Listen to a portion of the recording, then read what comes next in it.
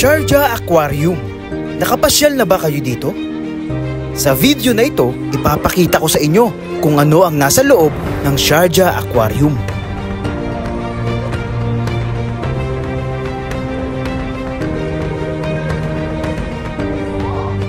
Located ito sa Alkan, Sharjah.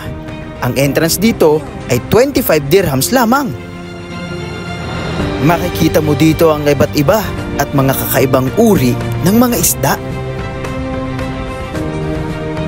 Talaga namang nakakamangha dahil sa bukod sa malaki ay napakaganda ng pagkakagawa sa aquarium na ito.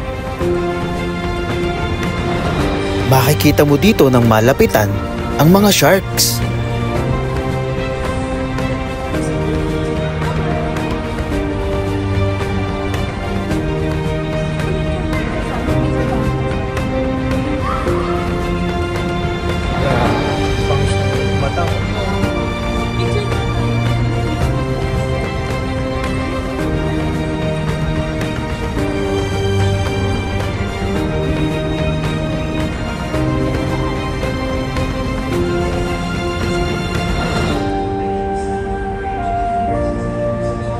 Andito rin ang iba't ibang klase ng maliliit at makukulay na mga isda.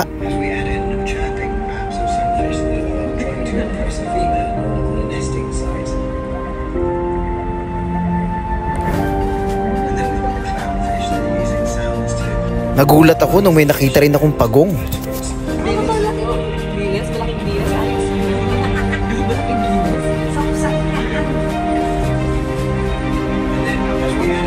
Maging ang mga pader at sahig ay glow in the dark.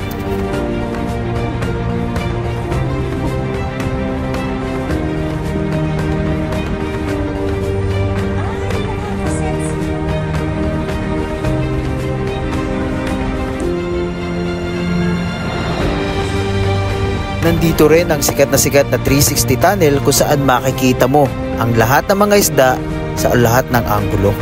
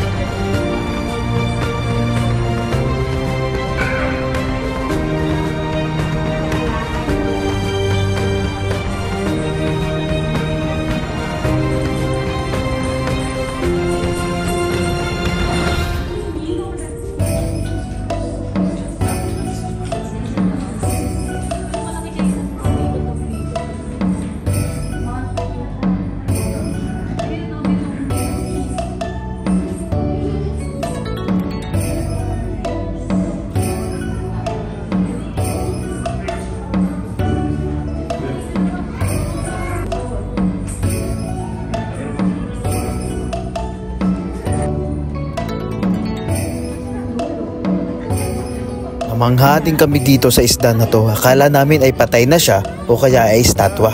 Pero totoo pala. Hindi, nag-aabang siya ng pagkain. Ano ang tawag dyan? Isda.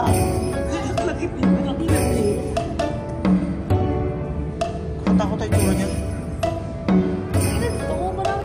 Ito pala ay isang uri ng eel.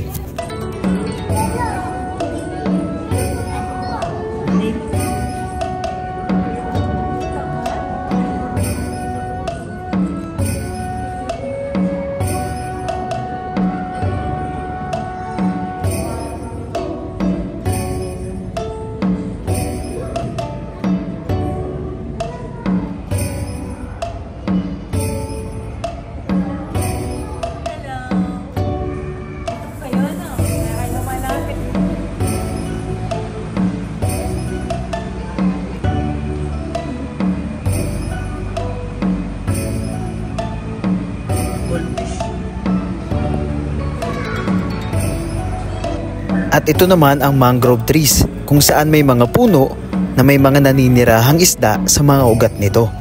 May mga kanya-kanyang aquarium din at mayroong mga crabs at mga lobster.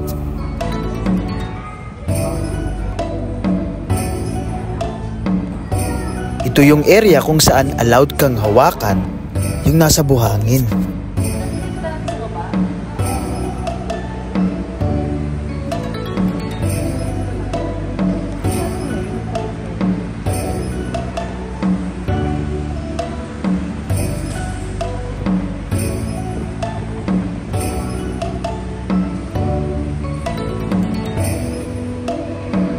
Nakakatuwa talaga kasi parang nakikipag-interact sa'yo yung mga isda, lalong-lalo na itong stingray.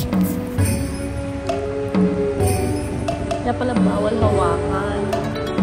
Kung akala namin ay bata lamang ang mag-i-enjoy dito, pero kahit kaming matatanda ay manghang-mangha pagkapasok namin dito.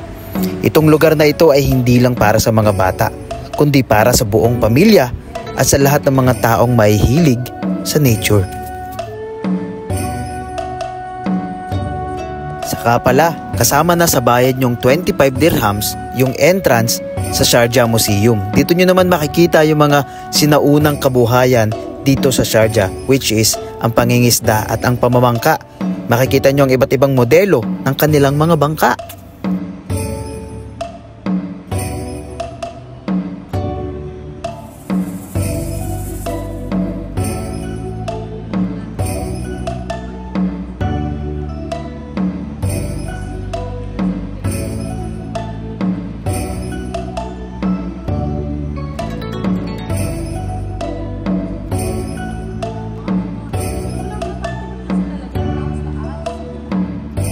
O diba kung naghahanap kayo ng pasyalang pang pamilya na relax lang at talagang nakakaganda ng mood, ito ang Sharjah Aquarium.